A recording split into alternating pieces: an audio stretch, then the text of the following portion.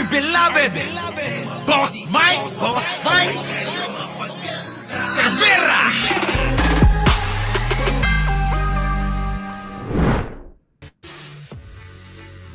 Eto mga kababayan, daho, pero meron akong bago. Sa akin sariling personal ito Personal kong daho ito mga kababayan. Sana mahulaan nyo Sana mahulaan nyo. Game.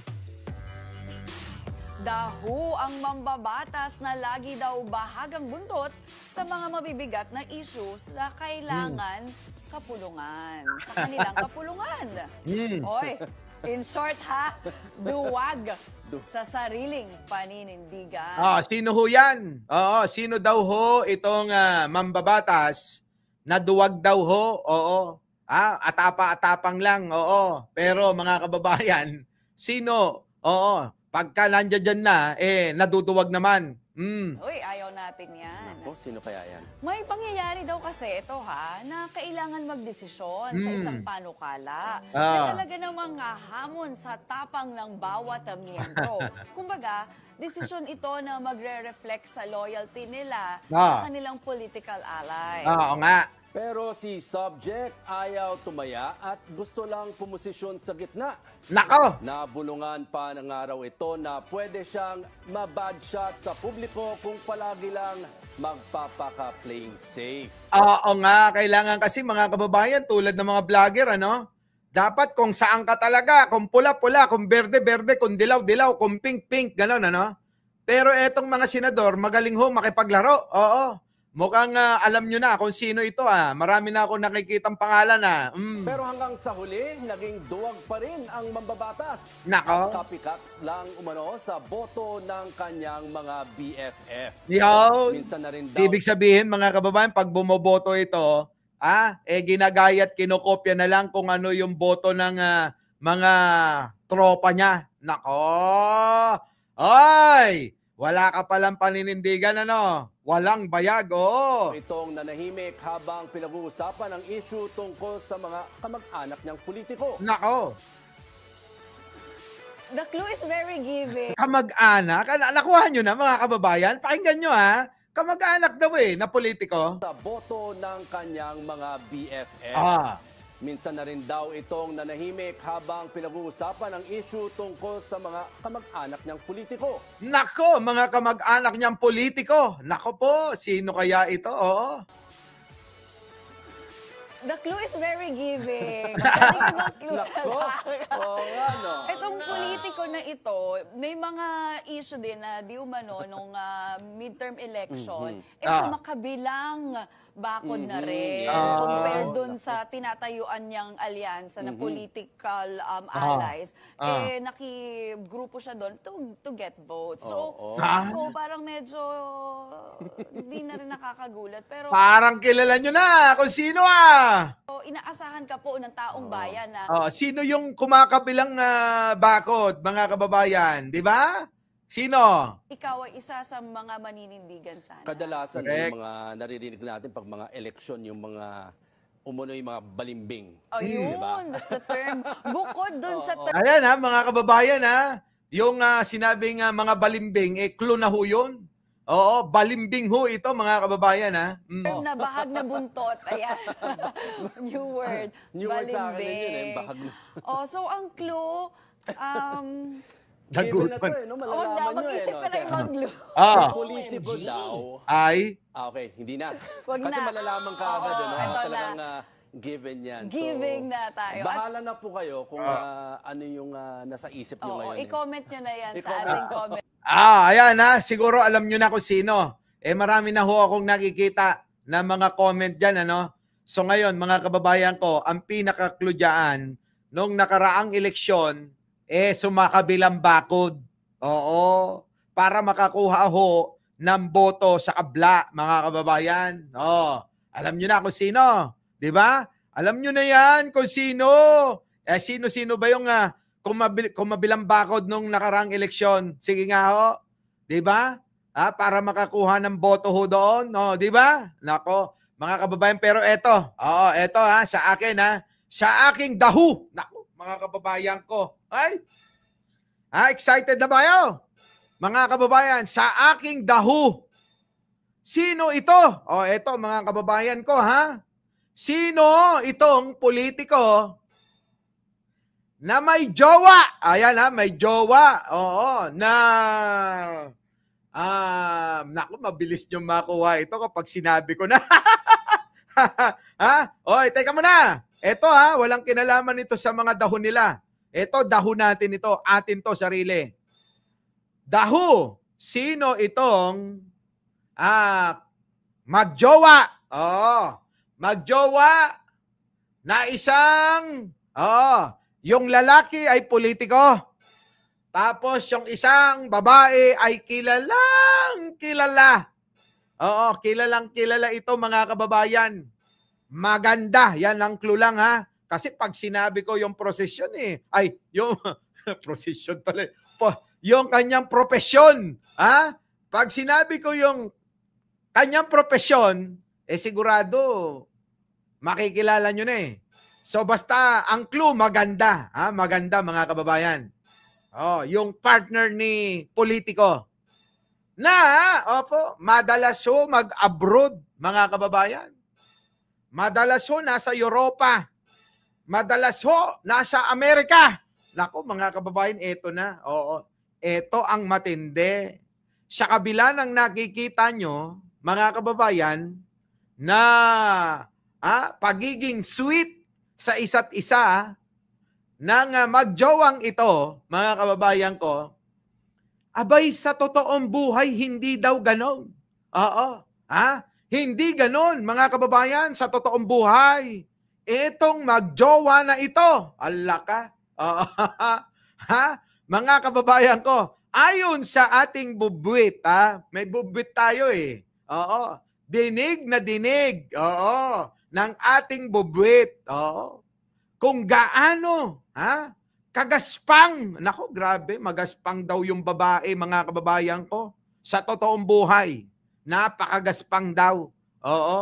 Talaga naman daw mga kababayan, sa harap-harapan, walang sinisino na mga tao. Nako, mga kababayan ko, walang sinisino.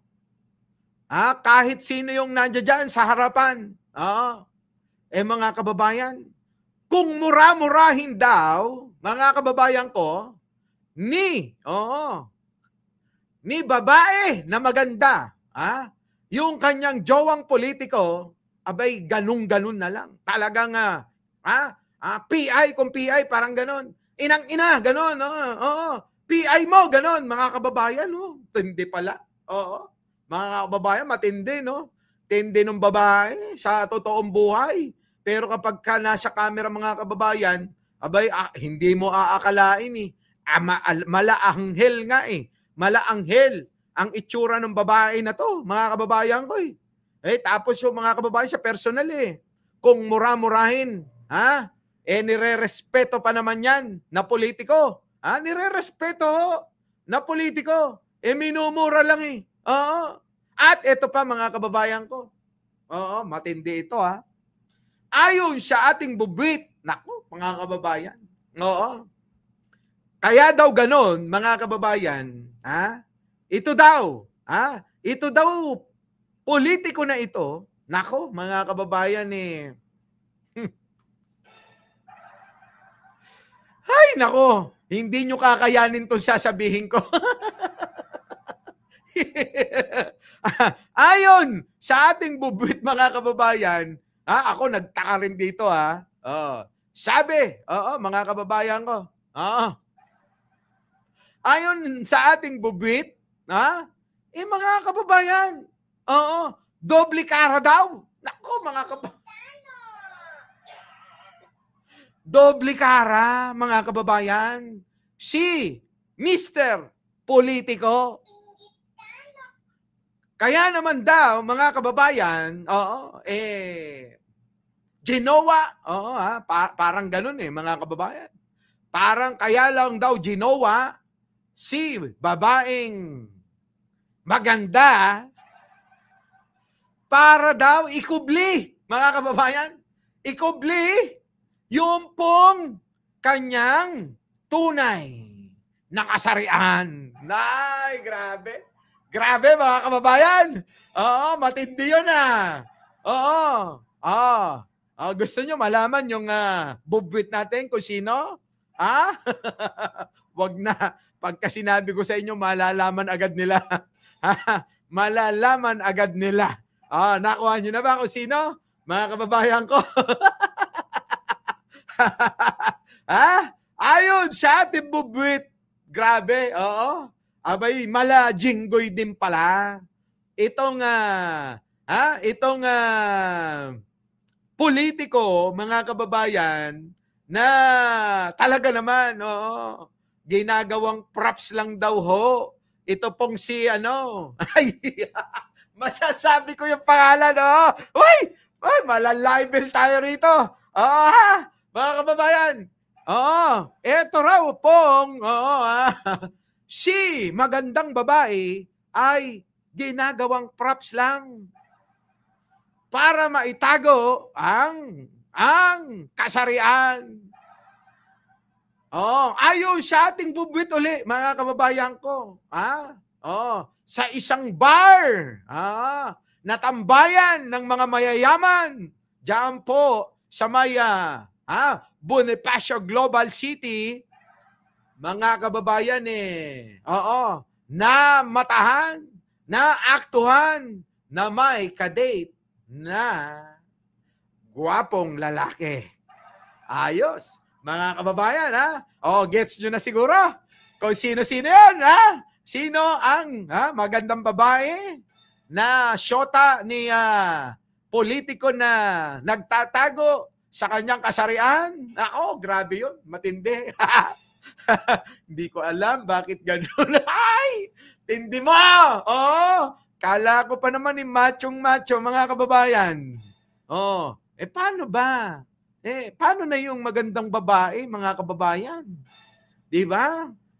Buti hindi naghahanap ng totoong muscle. Buti na lang hindi naghahanap ng totoong matigas na mahawakang braso.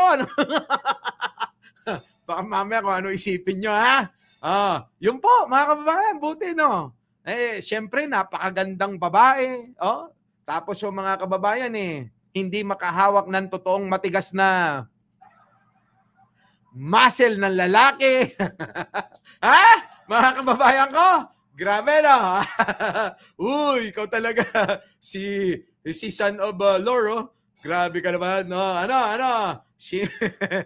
Wala, malalaman nyo kapag sinabi ko. Okay na yon, assignment nyo yan. Sino kaya ito?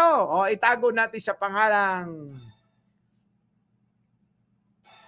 Tago natin sa pangalang...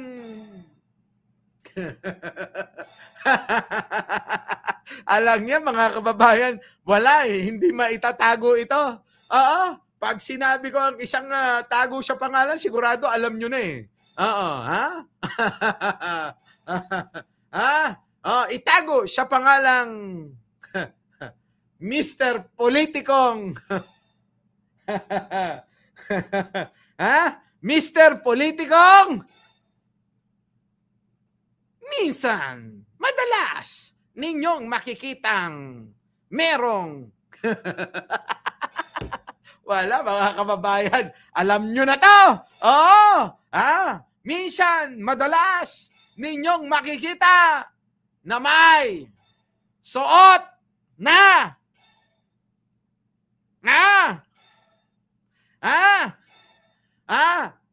minsan, madalas ninyong makikitang may suot na sabi ng mga Ilocano, aritos. Ay, nako. Ay, kilala nyo na yan. Kilala nyo na yan. Our beloved Boss Mike Cervera.